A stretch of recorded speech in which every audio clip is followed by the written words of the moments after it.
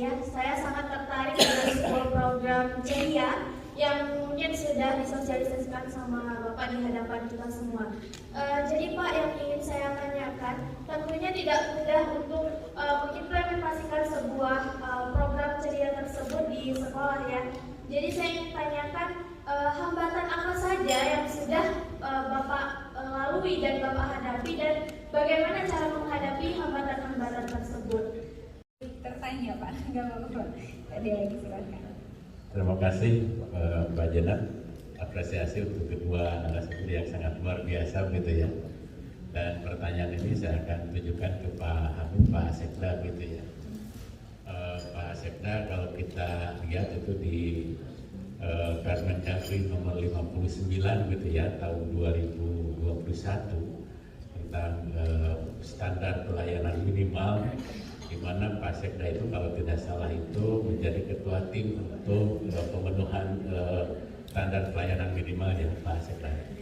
Nah, terkait dengan apa yang tadi disampaikan, diutarakan oleh Pak Sekda gitu ya, terkait dengan program sekolah ceria, begitu di dalamnya juga ada sekolah yang menghadirkan sekolah yang aman, nyaman dan menyenangkan. Nah, pertanyaan saya itu kita ke Pak Hamid terlebih dahulu ya Pak ya. Silakan untuk menanggapi dua pertanyaan. Yang pertama mungkin hambatan dan juga solusi ya untuk program sekolah ceria ini, sampai sejauh mana sih mungkin solusinya apabila mungkin ada hambatan yang belum terselesaikan, mohon di-share juga seperti itu ya. Kemudian untuk satu lagi Pak Dede, apakah ini sudah program sekolah ceria ini sudah masuk di IKK di Kabupaten Tanggamus, tentunya di programnya Pak Bupati seperti itu ya Pak ya. Baik, silakan Pak Hamid untuk menanggapi. Ya, terima kasih Bu Yati. Jadi memang kalau bicara hambatan, bahkan kerisauan tadi, ini sama dengan bagaimana mengimplementasikan kurikulum merdeka di bagian ataupun di seluruh Indonesia. Artinya, hal-hal yang bersifat merubah sebuah kultur ya. Tadi ada Bu Yani mengatakan agent perubahan, ini pasti banyak hambatannya, sangat banyak hambatannya. Tetapi kembali lagi kita bicara tanggung jawab, menyesuaikan dengan apa yang disampaikan oleh Pak Dede tadi, bahwa pembuat kebijakan pimpinan kepala daerah, termasuk saya yang menerjemahkan kebijakan pimpinan, ini juga harus kembali lagi kepada responsibility, tanggung jawab.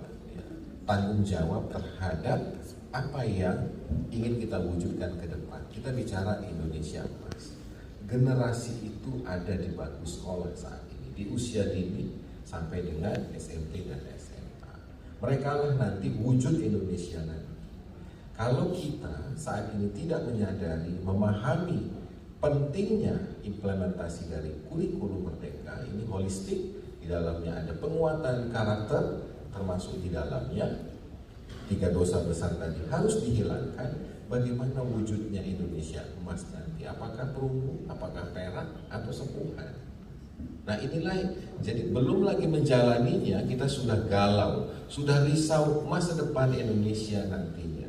Dimana ahli mengatakan apabila Indonesia Emas ini terwujud, maka Indonesia menjadi 5 dari salah satu negara adikuasa, kemungkinan besar adikuasa pangan. Nah artinya hambatan ini pasti banyak. Kurikulum merdeka, poin terpentingnya adalah, salah satunya adalah memberikan otoritas terhadap satuan pendidikan, khususnya berbicara terkait dengan kearifan lokal.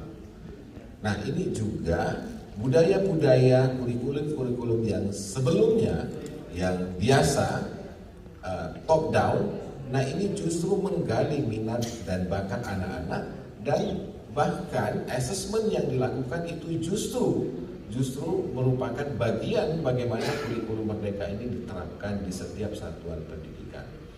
Hambatannya adalah yang terutama itu bagaimana mengkolaborasikan, termasuk teman-teman saya OPD ini, silakan ada Pak Yadi di sini, bagaimana mereka memahami kenapa pula kami OPD Dinas Pertanian harus membuat kalender beberapa sekolah yang harus kami kunjungi 1 minggu sekali. beberapa satuan pendidikan untuk menguatkan kembali lagi kurikulum Merdeka ini. Begitu juga teman-teman yang ada di dinas lain. Ini juga bahkan dinas perhubungan pun terkait dengan kampanye keselamatan ya, dalam transportasi ini pun juga harus dikampanyekan di satuan pendidikan. Nah, inilah salah satu hambatan, dan kembali saya ikut di dalam kurikulum Merdeka ini mengedepankan ketauladanan. Ini sebenarnya sharing yang tidak ada yang lebih Mbak ya dari kami yang ada di depan ini. Salah satu upayanya ketauladanan itu, rumah dinas saya itu menjadi rumah ceria. Rumah ceria ini seminggu sekali, kalau bisa 2 kali seminggu, tapi rata-rata 1 minggu sekali, itu ada kegiatan mengundang anak-anak di usia dini dan taman kanak-kanak, orang tuanya parenting, untuk melatih teman-teman ini dari dinas-dinas terkait melakukan parenting kepada orang tua ataupun wali murid, dan anak-anaknya penanaman karakter lagi, penguatan karakter itu mendongeng, mendengarkan dongeng. Nah, kembali lagi jawabannya adalah ketauladanan. Tetap harus semangat, tetap harus optimis, dan sekali lagi kami sekretaris daerah ini punya porsi untuk bisa meyakinkan kepala daerah bahwa pendidikan ini merupakan bagian terpenting. Saya sering diundang teman-teman MKKS, K3S, saya katakan bahwa apa bedanya teman-teman guru dengan mekanik kendaraan. Kalau mekanik kendaraan itu memperbaiki sesuatu yang rusak dan bisa dipergunakan di saat itu. Tapi teman-teman guru ini memperbaiki masa depan. Kondisinya adalah hal yang kita investasikan, perbaiki hari ini, itu tidak bisa kita lihat hasilnya. Kembali lagi 20 sampai dengan sekian puluh tahun ke depan. Oleh karena itu, terima kasih saya bisa diundang di sini untuk berbagi.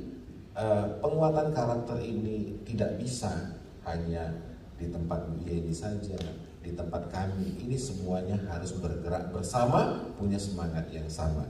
Termasuk dengan Pak Dedek tadi terkait dengan IKU, itu sudah ada menjadi indikator utama, dan tahapan dan step by stepnya ini juga kita lakukan.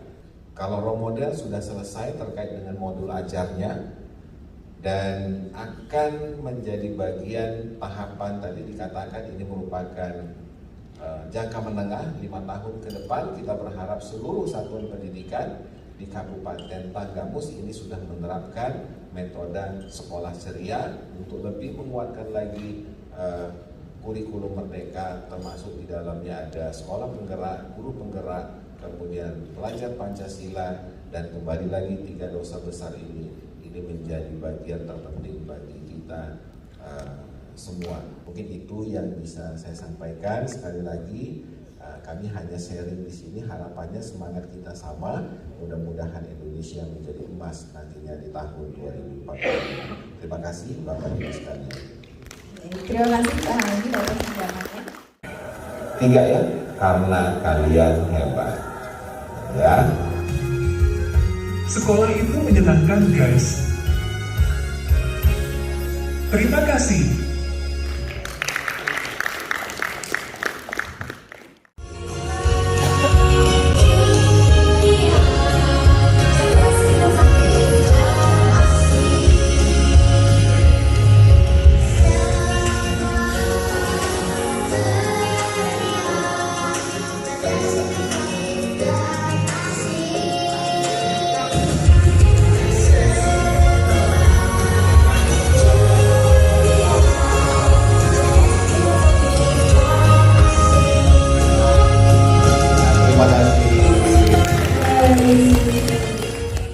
Berjalan setapak menuju pantai nan luas. Asik mungkin ya jawabannya. Sambil membawa jaring untuk melaut. Berikan maaf jika perilaku dan kata yang tak pantas. Semoga diskusi ini bermanfaat bagi masyarakat. Waduh, kita semua